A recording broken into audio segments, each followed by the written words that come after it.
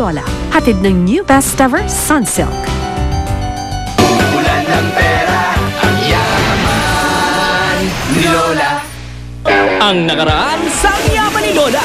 4 na artista gladiator na ang sumubok ng huli moto o hito challenge. Pero wala sa kanilang makabuo-buo ng ang yaman ni Lola puzzle at wala ring makahuli ng hito. Kaya naman si Mang Enriquez, Tado, JC at John ay pare-pareho lamang na may 10 points sa challenge na ito. Ang next gladiator kayang si Charis ang unang makapunto sa pagsubok na ito. Ulan ng pera, ang yaman ni Lola. Alright, Charis, handa ka na ba? Oo! Okay, remember, kailangan mo mabuo ng puzzle para kukuha ng extra points. Okay? Gusto mo na magkanta para sa akin? Hindi! Bakit? Kiss ka lang. Pwede ng kiss? Mamaya! Alright! Okay, so, good luck! Agad! Simula na! Yes, can get extra points. Come on, bilisan mo! Gusto mo ng help? Kaya mo yan! Pero yung nag-solve ako ng puzzle, tinatry ko pang umakyat eh.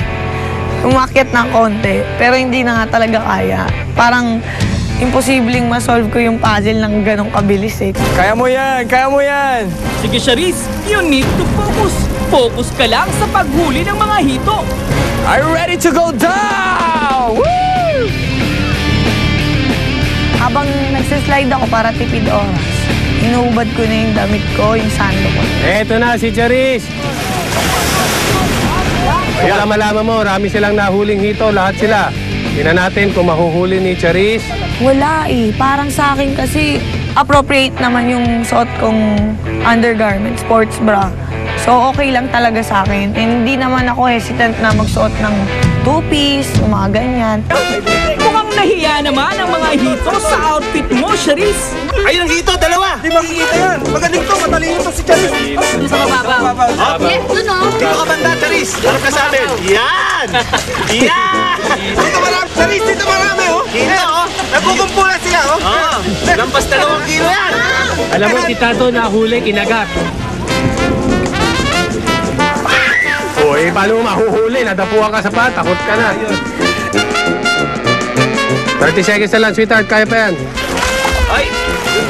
Patapos na ang 3 minuto, Charis. Go for the final push. Madulas talaga yung mga hito. Grabe talaga. Minsan nahawakan ko na eh. Parang nafe-feel ko mga ilang beses nahawakan ko na. Pero wala. Bilis talaga eh. Sa uli, bumagya rin si Charis kaya't magkakamit lang din siya ng 10 points sa challenge na ito. And last but not the least, si Sheena naman ang panghuling challenger na sasaba. Pero Sheena, mukhang natakot ka yata. Sheena, kumusta ka na? Matakot ka ba? Anong feeling mo na yon? Sorry po.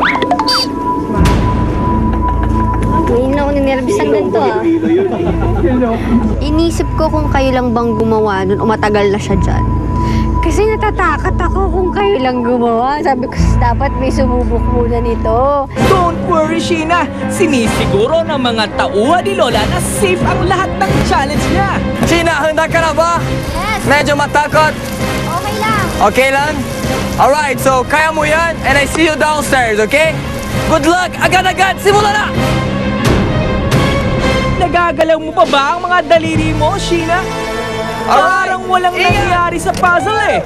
Nahulog ka tuloy. Inaabangan ka ng hito! Ayan na! Okay. Yung wali! Hala sige, manghuli ka na ng hito. Ayun, natatakot din ako kasi nga daw nakakasugat yung bigote, ewan nila.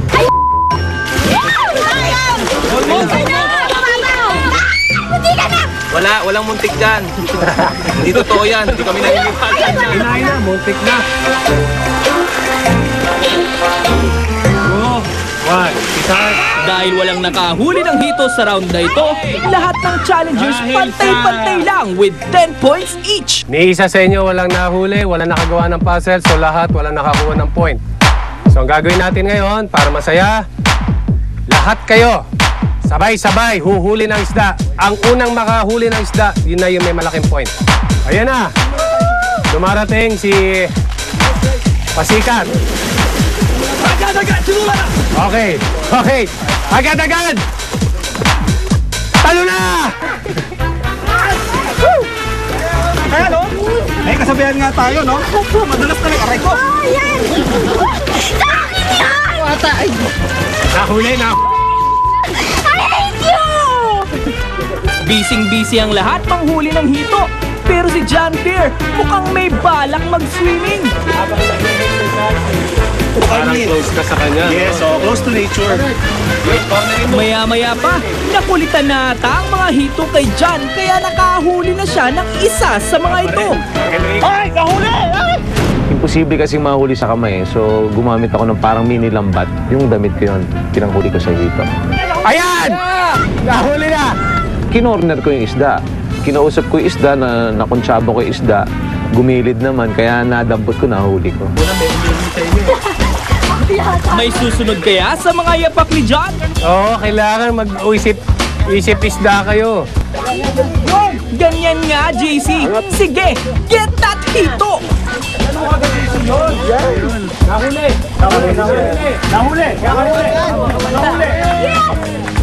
Nagkatago ang mga hito, pero meron akong na-corner dun sa mababaw lang. So, pinahubad ko yung t-shirt ni Tado. Ayun, yun yung ginamit ko, yung t-shirt niya.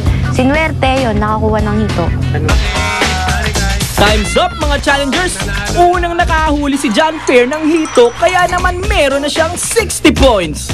Si JC naman ang pangalawang nakahuli kaya naman 50 points ang kaniyang puntos. Samantalang si Namang Enriquez, Tado, Charis at Sheena ang magkakatikit sa end spot ng karera na may kapwa 10 points pa rin.